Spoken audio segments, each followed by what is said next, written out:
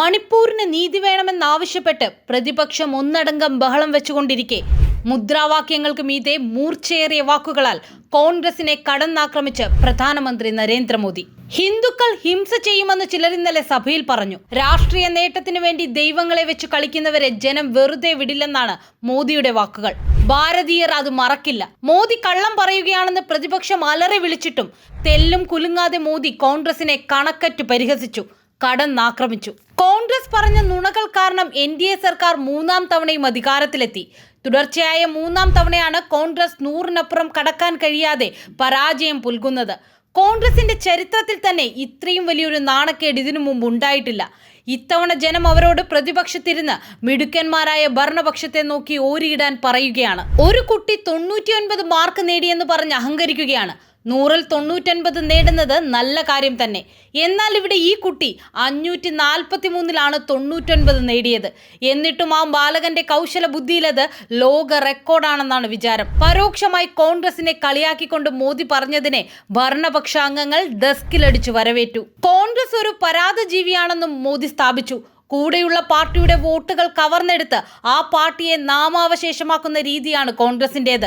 കോൺഗ്രസ് ഒറ്റയ്ക്ക് മത്സരിച്ച ഇടങ്ങളിലെല്ലാം അവരുടെ വോട്ട് ശതമാനം കുറഞ്ഞെന്നും മോദി ചൂണ്ടിക്കാട്ടി. അതുകൊണ്ടാണ് അവർ സഖ്യകക്ഷികളുടെ വോട്ട് തിന്നുന്നതെന്നും മോദി ആരോപിച്ചു. കഴിഞ്ഞ ദിവസം സഭയിൽ രാഹുൽ ഗാന്ധി നടത്തിയ പ്രസംഗത്തെ ബാലകന്റെ കൗശല ബുദ്ധിയോടാണ് മോദി ഉപമിച്ചത്. ഒരു കുട്ടി അവർ എന്നെ അവിടെ അടിച്ചു, ഇവിടെ ഇടിച്ചു, അവിടെ അടിച്ചു എന്നൊക്കെ പറഞ്ഞ് ഉറക്കെ കരയുന്നു. സിമ്പതിക്ക് വേണ്ടി ഓരോരോ നാടകം കളിക്കുന്നു. എന്നാൽ അവന്റെ അമ്മ എത്രയൊക്കെ ചോദിച്ചിട്ടും എന്തിനാണ് അടി കിട്ടിയതെന്ന് മാത്രം ആ കുട്ടി പറയുന്നില്ല. അവൻ സ്കൂളിൽ ടീച്ചറെ കള്ളനെന്ന് വിളിച്ചതിനായിരിക്കാം അടി കിട്ടിയത്. മറ്റൊരു കുട്ടിയുടെ ടിഫിൻ മോഷ്ടിച്ചിട്ടുണ്ടാവാം. അവൻ ഓരോ കുട്ടികളെ അടിച്ചതും അവൻ പറയുന്നില്ല. പകരം അവനെ എല്ലാവരും അടിച്ചുവെന്ന് പറഞ്ഞ് ഒച്ചയിട്ട് നിലവിളിച്ച് സിമ്പതി നാടകം കളിക്കുകയാണ്.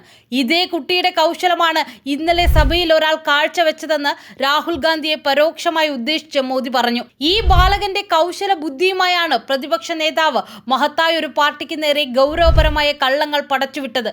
ഈ കള്ളത്തരം ദേശം മുഴുവൻ അറിഞ്ഞിരിക്കുന്നു. അതുകൊണ്ടാണ് രാജ്യം അവരോട് നിന്നെക്കൊണ്ട് ഒന്നിനും കൊള്ളില്ലെന്ന് പറഞ്ഞത്. എന്നാൽ സഭയിൽ ഹിന്ദുക്കളെ ഒന്നടങ്കം അപമാനിച്ചത് ബാലകന്റെ കൗശല ബുദ്ധി എന്ന് പറഞ്ഞ് തള്ളിക്കളയാനാകില്ല. ഇവരുടെ കള്ളത്തരം ദേശവാസികളെ ആശങ്കയിലാഴ്ത്തും. അതിനാൽ അത്തരം പരാമർശങ്ങൾ ഗൗരവത്തോടെ കാണണമെന്നും ഹിന്ദുക്കളെ അപമാനിച്ചത് രാജ്യം ഒരിക്കലും മറക്കില്ലെന്നും മോദി പറഞ്ഞു വെച്ചു. മൂന്നാം ഊഴത്തിൽ 3 ഇരട്ടി ജോലി ചെയ്യുമെന്നതാണ് മുദ്രാവാക്യമെന്ന് മോദി സഭയിൽ പറഞ്ഞു. 3 ഇരട്ടി പ്രയത്നത്തോടെയും ശക്തിയോടെയും പ്രവർത്തിക്കുമെന്നും 3 ഇരട്ടി ബലം രാജ്യത്തിന് നൽകുമെന്നും മോദി ഉറപ്പു പറഞ്ഞു. 2047 വരെ 24/7 പ്രവർത്തിക്കാൻ താൻ പ്രതിജ്ഞാബദ്ധനാണെന്നും കോൺഗ്രസ് ഇനിയും പ്രതിപക്ഷത്ത് തന്നെ ഇരിക്കുമെന്നും മോദി പറഞ്ഞു. ഞങ്ങളുടെ കൂടുതൽ വാർത്തകൾ നിങ്ങളിലേക്ക് എത്തിച്ചേരാനായി സബ്സ്ക്രൈബ് ബട്ടൺ ക്ലിക്ക് ചെയ്യുക. അതിലെ ഓൾ ഓപ്ഷൻ എനേബിൾ ചെയ്യുക.